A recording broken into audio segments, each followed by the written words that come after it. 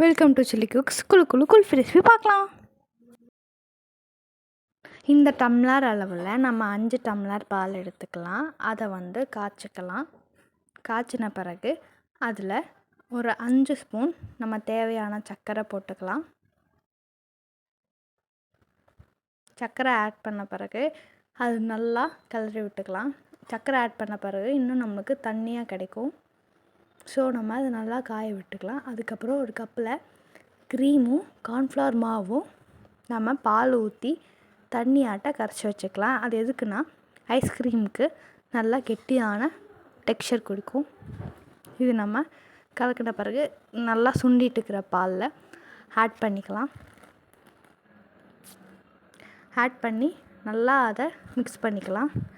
Mix பண்ண பிறகு அது கெட்டியாகும். நல்லா கலரிட்டே இருந்தோம்னா ஒரு 5 மினிட்ஸ் கழிச்சு அது கெட்டியான பிறகு அதில் நம்மளுக்கு தேவையான ஃப்ளேவரில் சேர்த்துக்கலாம். அதில் நம்ம நட்ஸ் சேர்த்திக்கலாம். நான் பாதாமும் கேஷ்யூ அதுக்கப்புறம் உலர் திராட்சை சேர்த்திருக்கேன். நல்லா ஃப்ளேவர் கொடுக்கும். நீங்கள் வெண்ணிலா எசன்ஸ் இருந்தால் ஆட் பண்ணிக்கலாம். அது கூட நம்ம நல்லா கொதித்து வர மட்டும் வெயிட் பண்ணிக்கலாம். அது நல்லா கொதித்து கெட்டியாக வந்த பிறகு நம்ம அதை என்ன பண்ணலான்னா கொஞ்ச நேரம் கூல் பண்ணிவிட்டு ஃப்ரிட்ஜில் வச்சுக்கலாம்.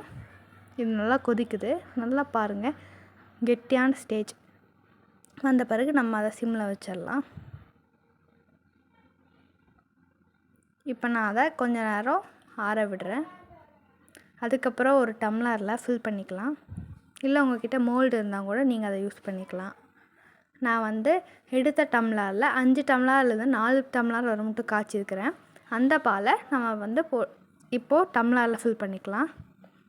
ஃபில் பண்ண பிறகு நம்ம இதை ரெஃப்ரிஜிரேட்டரில் வச்சிடலாம். ஒரு 2 ஹவர்ஸ் கழித்து நம்ம ஐஸ் ஸ்டிக்ஸ் வச்சுக்கலாம். இப்போது டெக்கரேஷனுக்கு பாதாம் வச்சுக்கலாம். வச்ச பிறகு இதை நம்ம ஒரு தட்டத்தில் வச்சிடலாம். தட்டத்தில் வச்சு ஃப்ரிட்ஜில் வச்சுக்கலாம்.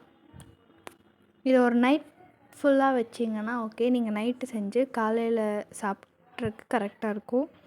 நம்ம ஃப்ரிட்ஜில் வச்சுக்கலாம். 2 ஹவர்ஸ் கழிச்சு ஐஸ் ஸ்டிக்ஸ் ஆட் பண்ணிக்கலாம். ஐஸ் ஸ்டிக்ஸை 4 எடுத்துருக்கேன்.